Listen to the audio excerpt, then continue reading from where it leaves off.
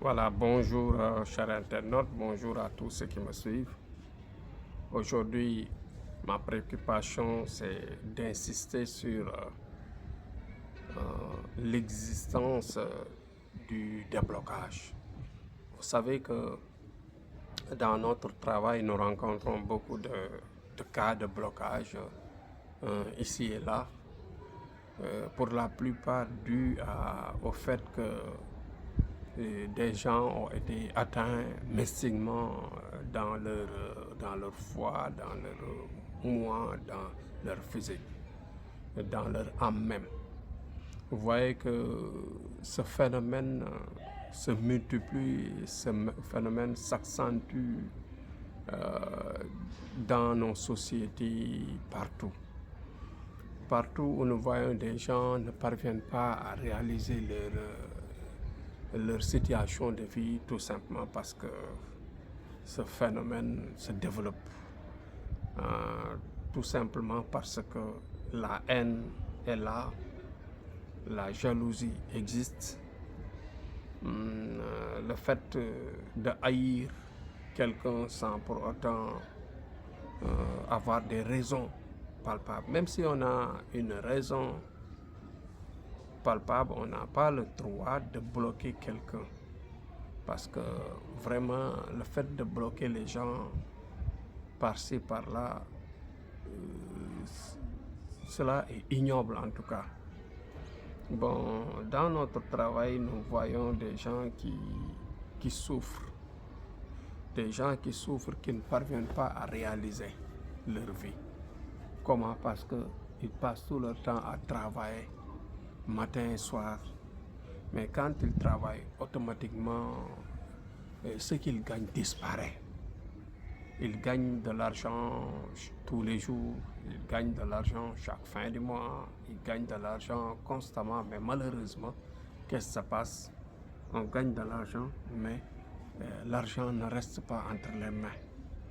On ne peut pas réaliser, on ne peut pas ouvrir un compte bancaire avec l'argent, on ne peut pas ouvrir une épargne, on ne peut pas acheter une maison, un terrain, un véhicule, etc. On ne peut pas acheter le luxe qu'on rêve. Et cela doit être soigné. Donc le blocage est une maladie. C'est un problème. C'est un problème dans la mesure où, dans la vie, tout ce qui enfreint le développement de l'individu constitue, bien sûr, une maladie. Parce que la maladie étale la personne, neutralise la personne et l'empêche d'évoluer. Le blocage aussi, c'est la même chose. Le blocage, c'est le blocage financier. Le blocage financier bloque la personne, l'étale, et que la personne ne peut pas se réaliser. Et si cela existe, donc cela veut dire que des soins mystiques sont nécessaires pour cela. Donc dans le sens d'aider, dans le sens de travailler pour débloquer ces gens-là, on a besoin de ce qu'on appelle la consultation, la voyance. Si nous avons une bonne voyance, comme j'ai l'habitude de dire, le problème est déjà réglé à moitié. Parce que l'autre nous disait, comme le disait l'autre, un problème bien posé est à moitié résolu. Quand on a un problème, il faut le poser correctement. Et que nous, dans notre travail, si nous parvenons à faire une bonne voyance, trouver l'étoile de la personne, comme on a l'habitude de dire, trouver aussi la situation de collaboration, la situation de solution globale, parce qu'on l'appelle la solution globale. Ceci nous permet de trouver à gauche et à droite toutes les voies nécessaires, toutes les voies possibles, facilitant bien sûr le travail.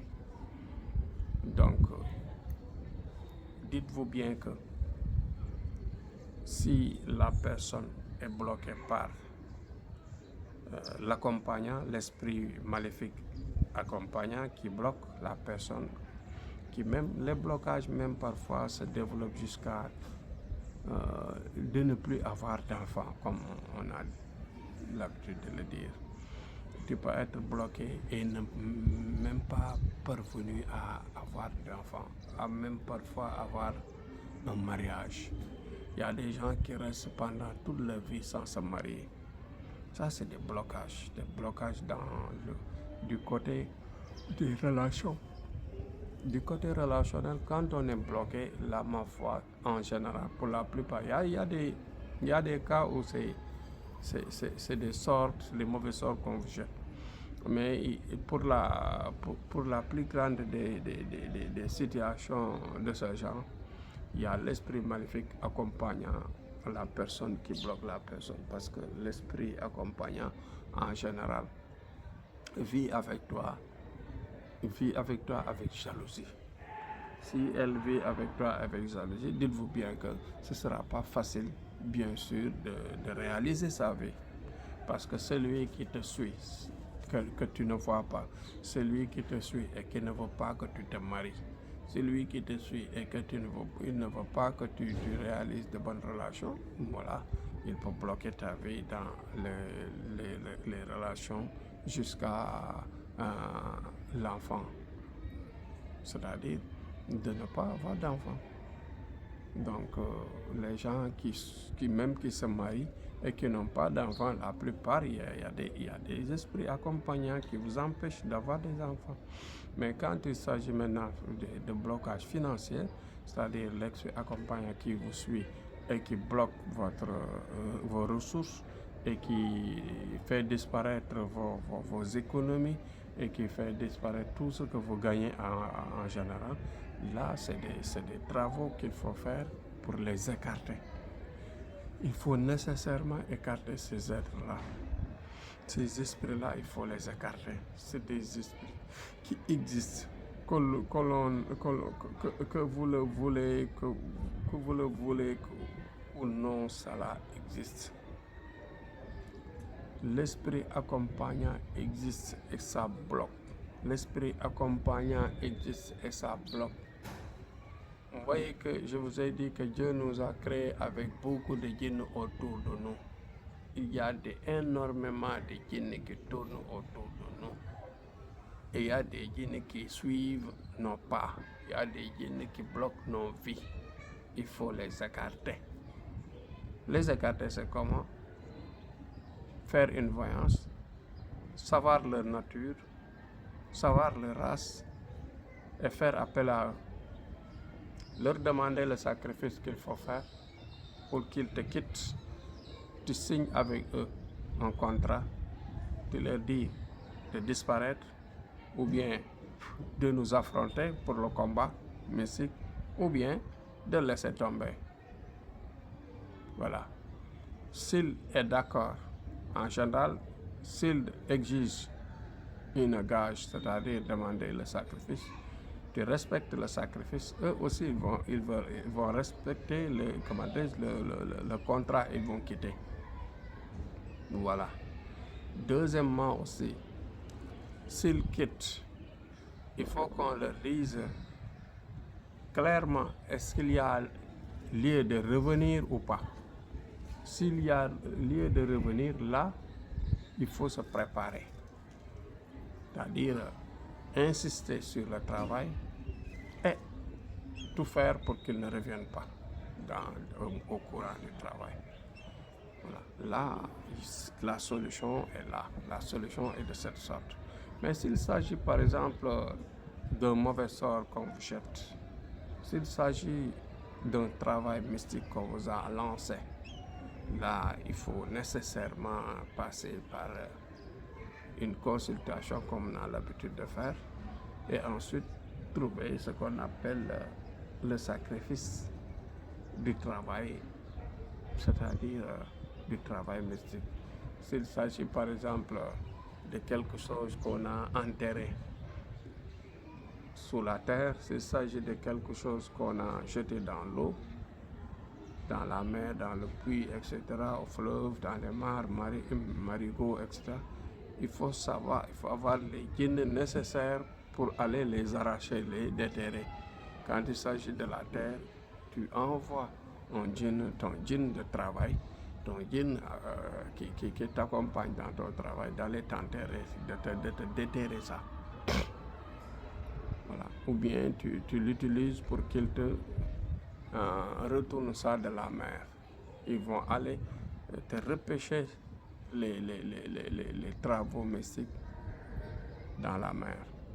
S'il s'agit par exemple des choses qu'on a achetées dans l'air, de la poudre, des choses par exemple qu'on a achetées dans la dans la brousse, qu'on a acheté ou qu'on a attaché sur les arbres, etc. Il y a les djinns qui sont capables d'aller nous amener ça.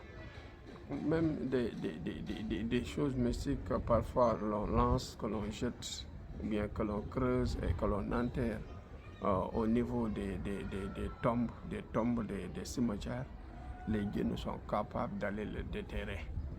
Et quand ils déterrent, ils viennent avec. Et en ce moment, on va détruire ces travaux bloquants, et que la personne se libère. En général, les gens qui sont bloqués, les gens qui sont atteints mystiquement de ce genre, pour n'importe quel type de blocage, en général, c'est des gens maladifs, des gens qui se sentent mal pour la plupart. Et que si on détecte cela, c'est tellement facile à notre niveau.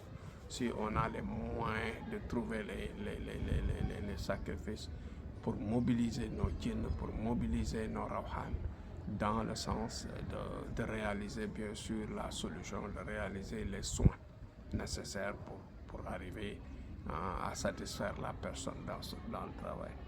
Donc voilà grosso modo ce que j'avais apporté aujourd'hui, tout en vous invitant à comprendre, à suivre la chaîne, à faire des partages, à suivre